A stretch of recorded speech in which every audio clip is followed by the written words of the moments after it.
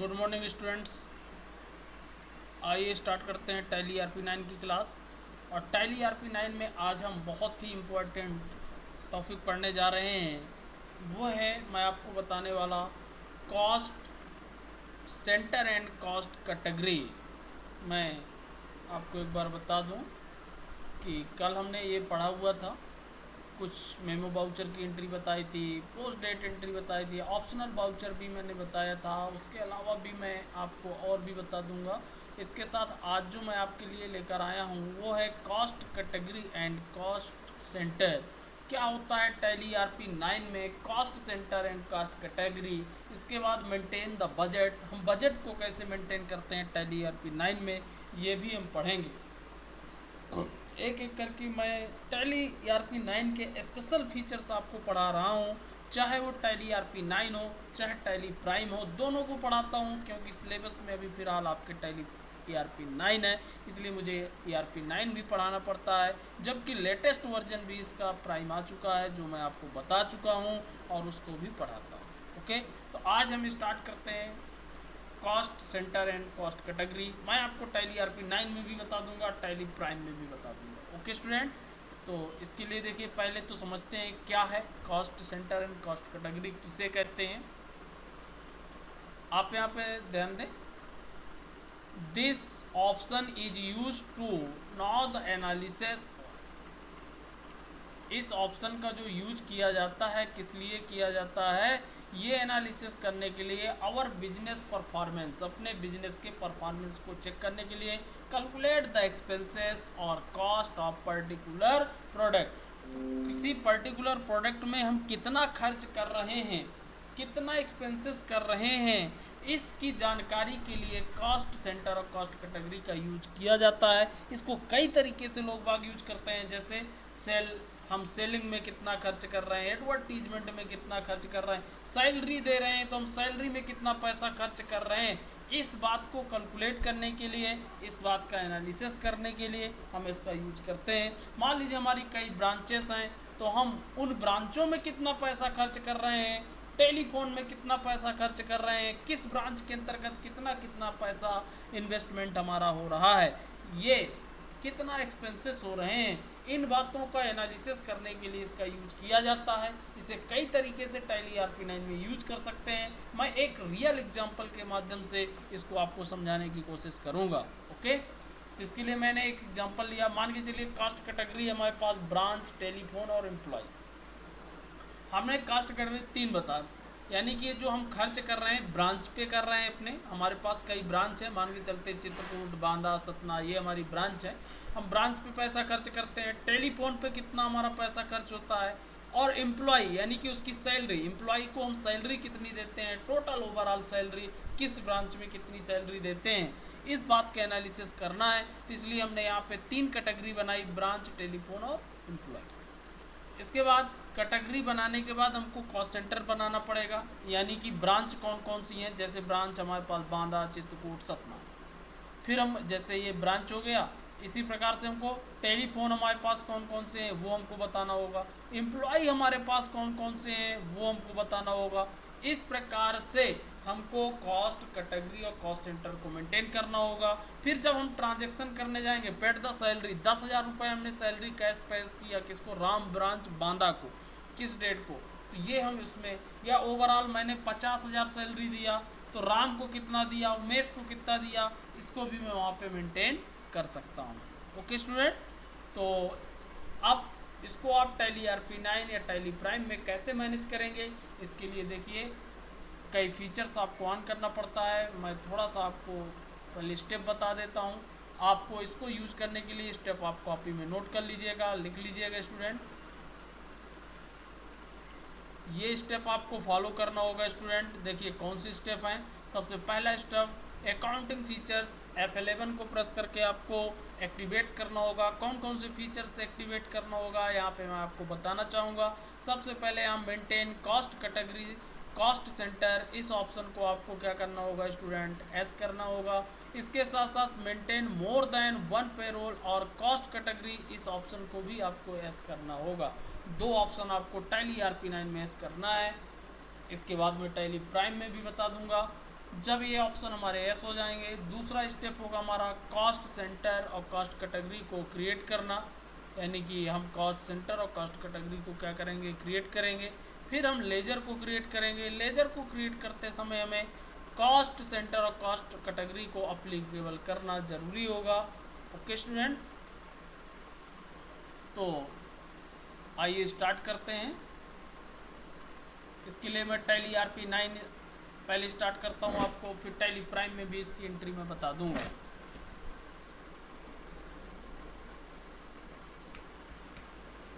आज इसके लिए मैं एक नई कंपनी, जिससे आप कंफ्यूज ना हो, बना लेता हूँ। इसको मैं क्लोज करता हूँ और एक सिंपल सी कंपनी को क्रिएट कर लेता हूँ।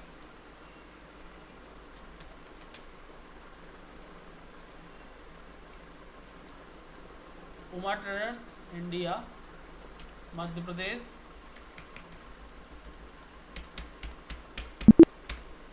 इस कंपनी को हमने क्रिएट किया स्टूडेंट। और हमको इसमें आज कॉस्ट कैटेगरी सीखना है, cost category and cost centre.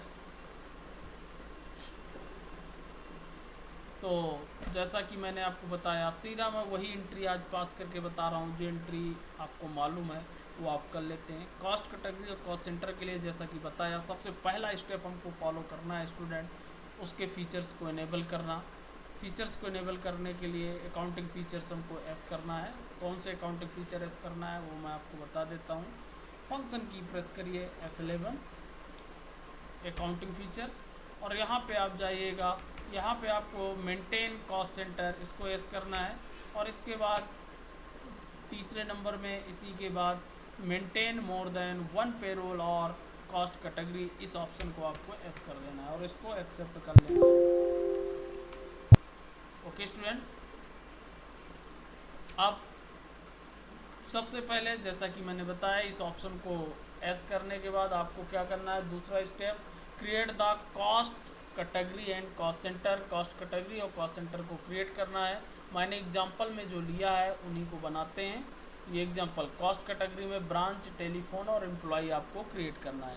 तो कॉस्ट कैटेगरी को क्रिएट करने के लिए स्टेप कॉपी में नोट कर लीजिए, कौन से स्टेप आप फॉलो करेंगे। आप अकाउंट इन्फो पे जाएंगे और यहाँ पे आपको मिलेगा कॉस्ट कैटेगरी। जब ये ऑप्शन आप एस करेंगे तभी मिलेगा, अदरवाइज नहीं मिलेगा। यहाँ पे हमको देखिए क्या बनाना है, ब्रांच, तो मैंने ब्रांच लिखा। यहाँ पे ध्यान रखिएगा, एलोकेट रेवेन्यू आइटम ऐसा रखना है, एलोकेट नॉन रेवेन्यू आइटम हमको नो रखना है। एलोकेट रेवेन्यू आइटम के अंतर्गत आते हैं इनडायरेक्ट, डायरेक्ट एक्सपेंसेस।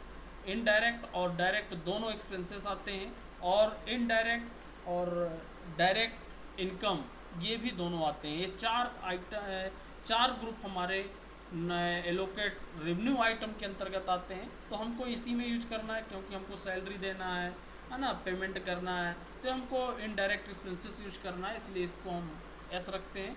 इनके अलावा यदि हमको किसी में इसको यूज करना है तो उसके लिए एलोकेट नॉन रेवेन्यू आइटम आपको एस करना होगा। ओके स्टूडेंट, इसके अलावा जो भी हैं वो नॉन रेवेन्यू आइटम में आते हैं। तो ब्रांच बना लिया स्टूडेंट, और टेलीफोन एक बना लेता।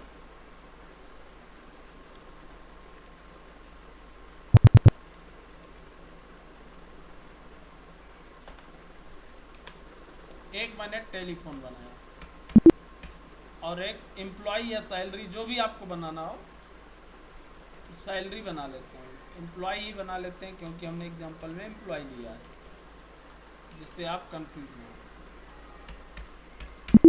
ये देखो एम्प्लॉय, तीन हमारी ये क्या बन गई स्टूडेंट, कॉस्ट कैटेगरी। यहाँ पे आप ध्यान दें, कॉस्ट कैटेगरी ये मैंने लिखा था, ये तीनों कॉस्ट कैटेगरी मैंने यहाँ पे क्रिएट किया, ब्रांच, टेलीफोन और एम्प्लॉय। अब मैं क्या बनाऊंगा स्टूडेंट, कॉस्ट सेंटर। जब मुझे कॉस्ट सेंटर बनाना है तो ब्रांच के अंदर मुझे कौन से कहाँ ब्रांच है मेरी, उनके नाम देना है।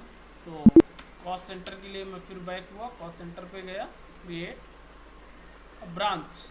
सबसे पहले तो यहाँ मुझे सेलेक्ट करना पड़ेगा ब्रांच, तो यहाँ कैटेगरी में ब्रांच सेलेक्ट कर दिया, और यहाँ जो मैं नाम दूंगा, अब मेरी कौन सी ब्रांच है, मान के चलिए बांदा ही मैं लेता हूँ। ओके, एक ब्रांच मेरी बन गई। दूसरी ब्रांच अब मुझे मान लीजिए चित्रकूट लेना है, चित्रकूट मैंने लिया। तीसरी ब्रांच मुझको सतना लेना है, तो मैंने सतना, ये मेरी ब्रांच हो गई। ऐसे ही अब मुझे क्या बनाना पड़ेगा स्टूडेंट, टेलीफोन। जैसा कि मैंने यहाँ पे दिखाया, जैसे आपको ब्रांच बन जाएंगे फिर आप क्या बनाएंगे, टेलीफोन। जितने आपके टेलीफोन हो, मान लीजिए हमारे 3 टेलीफोन नंबर है तीनों ब्रांच पे, यहाँ पे मैंने 2 ही लिखा है, तो तीनों टेलीफोन नंबर मैं दे दूंगा।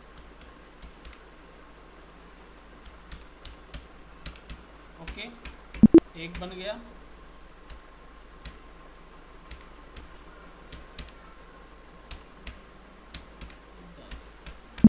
दो हो गए।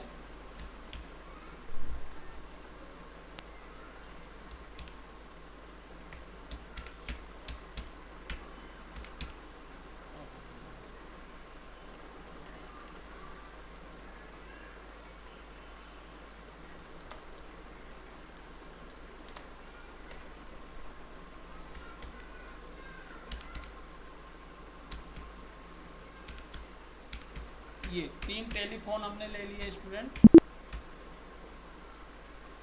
LIS नेम भी आप दे सकते हैं, तो आपको मालूम ही है। इसके बाद 3 हम एम्प्लॉय भी बना लेते हैं।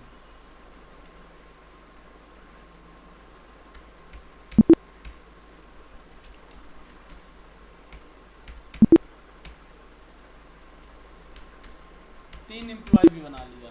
ओके स्टूडेंट, तो हमारे ये स्टेप यहाँ पे कंप्लीट हुआ। यानी कि हमने क्या बनाया, कॉस्ट कैटेगरी भी बना लिया, कॉस्ट सेंटर भी बना लिया, एम्प्लॉय भी हमने सारे 3 कर दिया। अब हमको लेजर क्रिएट करना है, जो हमको पेड करना है। मान लो सैलरी पेड करना है, तो सैलरी का हमको लेजर क्रिएट करना पड़ेगा। लेजर क्रिएट करने के लिए हमको कहाँ जाना है, लेजर्स। यहाँ पे मैं एक लेजर बनाता हूँ, salary, salary account. Indirect expenses होगा एस। यहाँ पे मेन आपको ध्यान रखना है, कॉस्ट सेंटर और अप्लीकेबल, इसको आपको अप्लीकेबल करना होगा। यदि ये ऑप्शन आप अप्लीकेबल नहीं करते हैं तो हमारे कास्ट और कैटेगरी का कोई मतलब नहीं बने निकलेगा। पूरा जो अभी तक हमने प्रोसेस किया फेल हो जाएगी। ओके स्टूडेंट, तो यहाँ पे आपको कॉस्ट सेंटर एंड और अप्लीकेबल, इसको ऐसा रखना है। ऐसे ही मान लीजिए टेलीफोन बिल हमको देना है, बिल्स, इनडायरेक्ट एक्सपेंसेस, कॉस्ट बिल्कुल एज अप्लीकेबल। इस तरीके से हम इसको मेंटेन करेंगे। ओके स्टूडेंट, लेजर बनाने के बाद अब हमको ट्रांजैक्शन करना होगा। अभी हमारे पास चूंकि नई कंपनी है, कोई लेजर्स और बने नहीं है, हम कुछ लेजर क्रिएट कर लेते हैं, या जो हमको ज़रूरत होगी उसको हम क्रिएट करते जाएंगे। वाउचर एंट्री पे गए, सबसे पहले तो थोड़ा सा मैं यहाँ पे एक लेजर क्रिएट करके कैपिटल का पूंजी को रिसीव कर लेते हैं।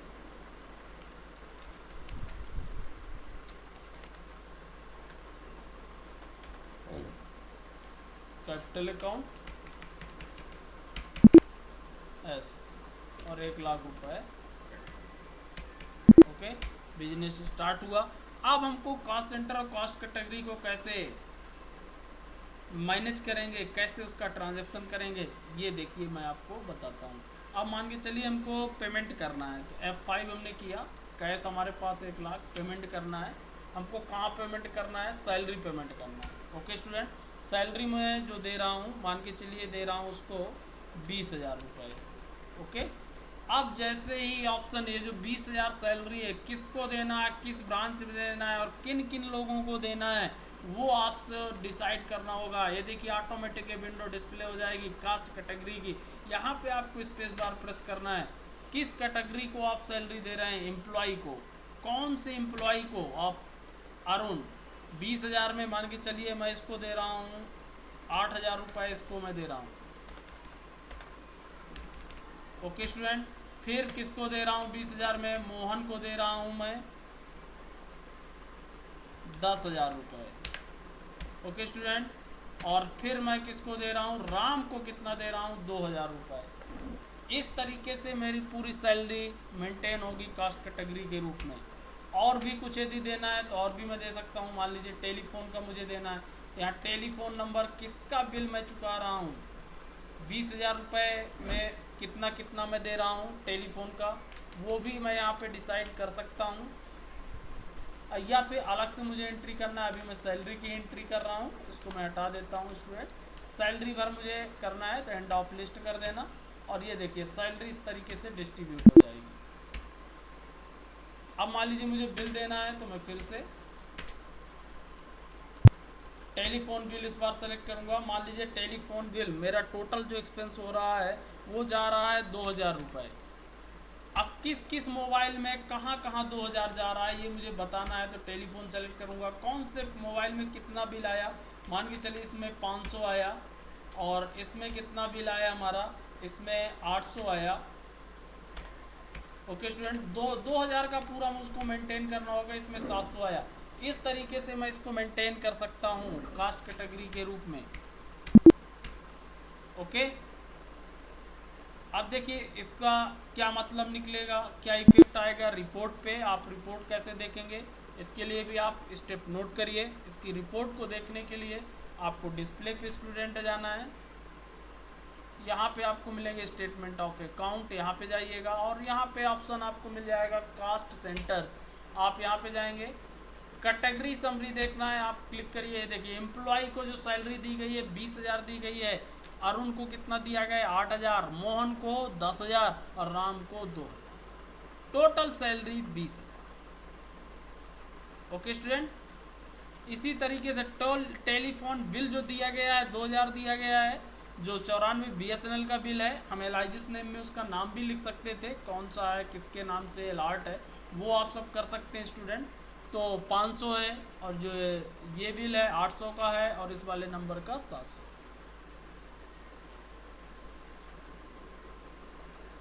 ओके स्टूडेंट, आप इनका एलाइजिस नाम भी दे सकते थे, ये तो आपको मालूम ही है। इनको स्पेसिफाई कर सकते हैं जब लेजर हमने क्रिएट किया था। सॉरी, कॉस्ट कैटेगरी, ये इनका नाम एलाइजिस में दे सकते हैं। कौन इसको चलाता है, मैनेजर, इस तरीके से।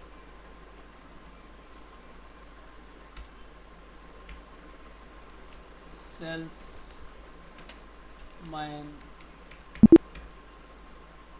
इस तरीके से भी आप इसको मेंटेन कर सकते हैं। ओके स्टूडेंट, तो ये मैंने आपको बताया कॉस्ट सेंटर और कॉस्ट कैटेगरी। इसको कई तरीके से यूज किया जाता है, देखिए कई तरीके से हम यूज कर सकते हैं, और इसकी डिटेल को हम देख सकते हैं। कब दिया हमने, कब दिया बिल को, कब पेंडिंग है कि बिल हमारा जा चुका है, ये सारी डिटेल आपको यहाँ पे मिलेगी स्टूडेंट। ओके,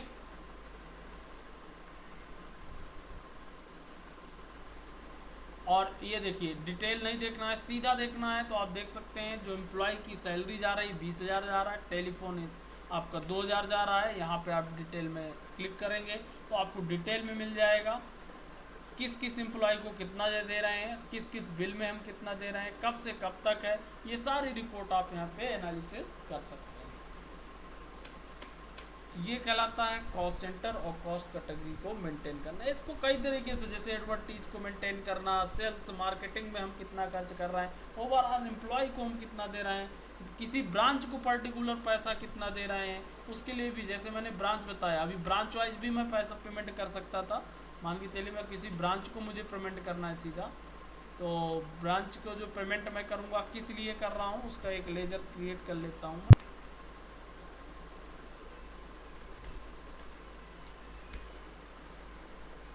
यहाँ पे एक लेजर क्रिएट कर लेता हूँ ब्रांच पेमेंट के नाम से ही, मतलब ब्रांच को मैं पैसा दे रहा हूँ किस, वो मेरा ब्रांच क्या है, सब डिवीज़न मैंने आपको बताया था कि ब्रांच बनाना भी मैंने बताया था। और उसके लिए ये देखिए ब्रांच और डिवीजन्स मैं सेलेक्ट करूँगा।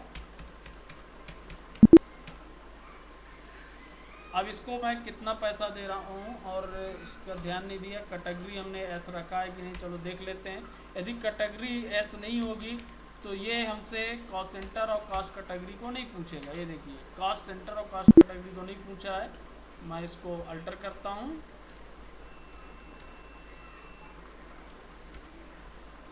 ये देखिए यहाँ पे आप ध्यान दें, ये कॉस्ट सेंटर आर अप्लीकेबल, इसको हमने एस नहीं किया था। यदि हमको उसको ज़रूरत है तो आपको एस करना है। अब देखिए जब मैं एंट्री करने जाऊंगा, सीधा पेमेंट किया मैंने अपने ब्रांच पेमेंट। कौन सी ब्रांच को किया वो मैं कॉस्ट सेंटर कैटेगरी से बताऊंगा। यहाँ देखिए इसके लिए कोई कॉस्ट सेंटर कॉस्ट कैटेगरी अभी अवेलेबल नहीं है ब्रांच से रिलेटेड। यदि कोई कॉस्ट सेंटर और कॉस्ट कैटेगरी नहीं है तो आप यहाँ बना भी सकते हैं स्टूडेंट। ये देखिए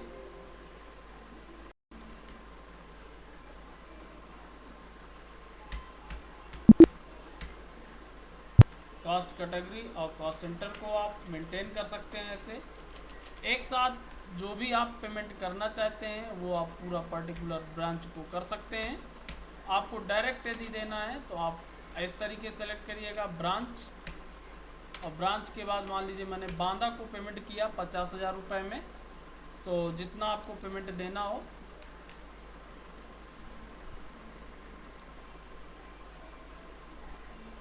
$50,000 में मान लीजिए मैंने 20,000 दिया। चूँकि अभी जो ब्रांच हमने लेजर क्रिएट किया था उसका अभी तक हमने कॉस्ट सेंटर कॉस्ट कैटेगरी नहीं बनाया, इसलिए उसमें डिस्प्ले नहीं हो रहा था। उसको मुझे फिर से बनाना पड़ेगा। मैं जो बनाया है उसी को दिखा रहा हूँ आपको। 20,000 मान लीजिए इसको मैंने दिया और सपना को दिया 10,000। इस तरीके से भी मैं ब्रांच को पैसा एलोकेट कर रहा हूँ। सैलरी जो हमारा बना था इसमें आपको बना हुआ है कॉस्ट कैटेगरी और ब्रांच। जो डिवीज़न हमने बनाया था उसमें कॉस्ट कैटेगरी और ब्रांच अभी हमने क्रिएट नहीं किया था। ओके, तो आप इसी पे सैलरी अकाउंट से ही आप सीधा ट्रांसफ़र कर सकते हैं। अब इसको डिस्प्ले करके रिपोर्ट देख सकते हैं स्टूडेंट। ये देखिए ब्रांच, किस ब्रांच को कितना पैसा दिया गया है आप यहाँ से पता चल जाएगा।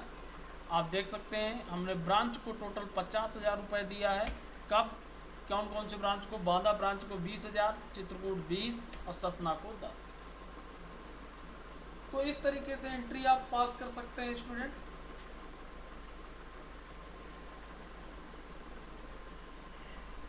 तो कई तरीके से हम इसको यूज कर सकते हैं, आप यूज करिएगा। अब इसको टैली प्राइम में कैसे आप यूज करेंगे ये भी मैं थोड़ा सा आपको बता देता हूँ।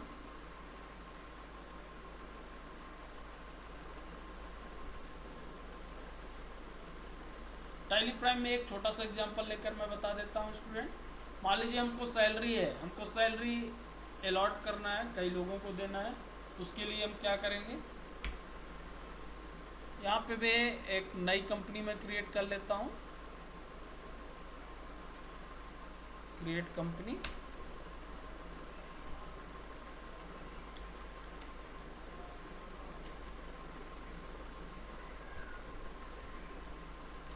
कॉस्ट सेंटर नाम से ही मैंने बना दिया।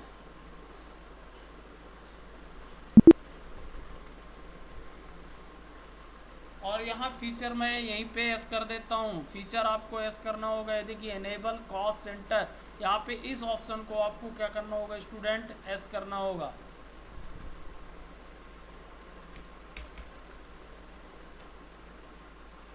बाकी जीएसटी यदि आपको अप्लीकेबल करना है तो कर सकते हैं, नहीं करना तो ना करें। जो भी आपको बाकी ऑप्शन आपको एस करना है।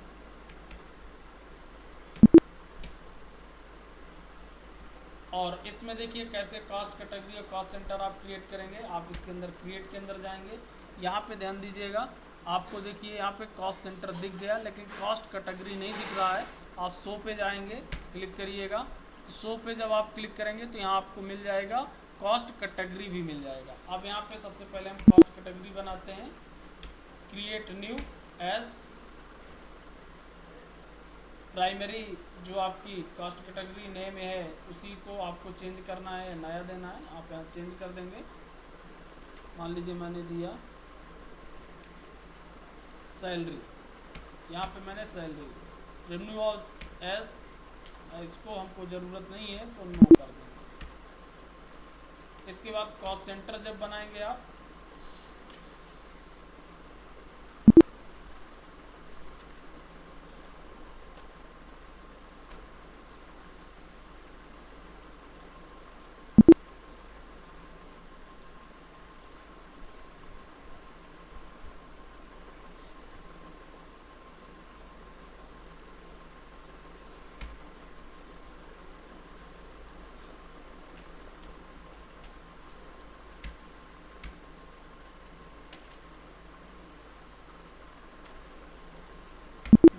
आप बना सकते हैं इसमें।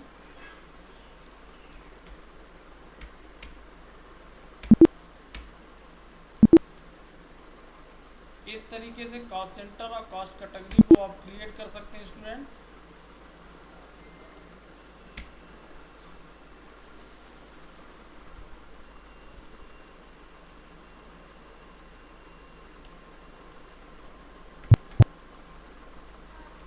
बनी हुई है हमारी।